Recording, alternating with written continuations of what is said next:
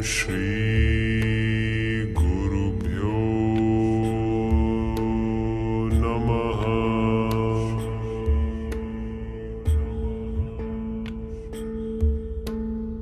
Adi Shankara was an Indian philosopher and theologian who expounded the doctrine of Advaita Vedanta. He renounced the worldly pleasures at a very young age. Shankaracharya amalgamated the ideologies of ancient Advaita Vedanta and also explained the basic ideas of Upanishads. He advocated the oldest concept of Hinduism, which explains the unification of the soul, Atman, with the Supreme Soul, Nirguna Brahman. Though he is best known for popularizing Advaita Vedanta, one of Shankaracharya's most important works is his efforts to synthesize the 6 subsects known as Shanmata, which literally translates to 6 religions, is the worship of 6 supreme deities. Shankaracharya explained the existence of one supreme being, Brahman, and that the 6 supreme deities are part of one divine power. He also founded Darshanami Sampradaya, which talks about leading a monastic life. While Shankaracharya was a firm believer in ancient Hinduism, he condemned the Mimamsa school of Hinduism, which was purely based on ritual practices. Throughout the course of his journey, Shankaracharya discussed his ideas with various other philosophers and fine-tuned his own teachings from time to time. Shankaracharya founded 4 monasteries, mathas, that continue to spread his teachings. Shankara, as he was known before becoming a great teacher, was born into a poor Brahmin family at Kaladi, present-day Kerala, India. His parents, Sivaguru and Ayamba, offered their prayers to Lord Shiva, requesting the deity to bless them with a child. Their prayers were soon answered in the form of a baby boy. A few theories suggest that Ayamba had a dream in which Lord Shiva himself promised her that he would be taking birth as her child. Hence, many consider Shankara as a reincarnation of Shiva. Shankara was educated by his mother as he lost his father when he was just 7. Ayamba played a key role in teaching Vedas and Upanishads to a young Shankara. There is a lot of confusion regarding the birth date of Shankara, as different sources have proposed several different dates. The most accepted birth date places him as a scholar from the first half of the 8th century CE. Throughout the course of his early life, Shankara astounded many with his knowledge intelligence. He started writing his own analysis of the Upanishads, Brahma Sutras in the Bhagavad Gita at a young age. Right from his childhood, he was keen on becoming a monk. Though his idea of becoming a monk was opposed by his mother, Shankara knew exactly what he had to do. Once he accompanied his mother to a nearby river and took a plunge into the river. Suddenly, a crocodile appeared from beneath the river and caught hold of his leg. Shankara then cried out to his mother, saying that a crocodile was pulling him into the river. When his mother felt helpless, Shankara urged her to allow him to die as a monk.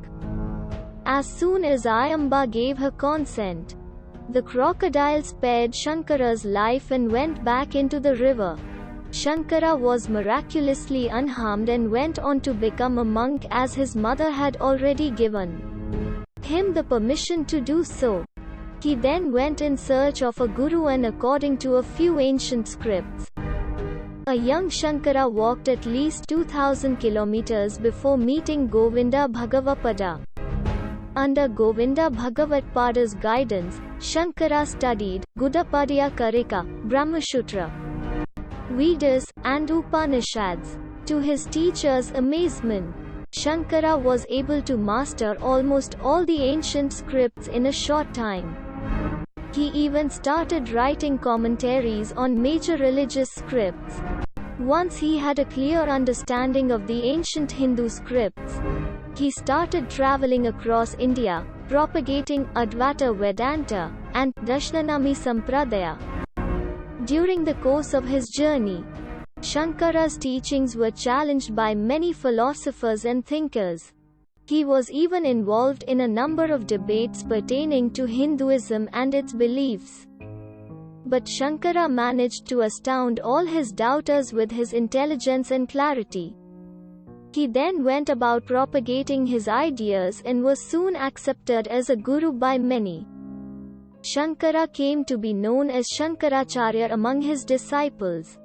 Though he had several disciples, 4 of them would go on to achieve great heights to be later considered as Shankaracharyas. Main disciples, they were also entrusted with the responsibility of heading the 4 monasteries, mathas, founded by Shankaracharya.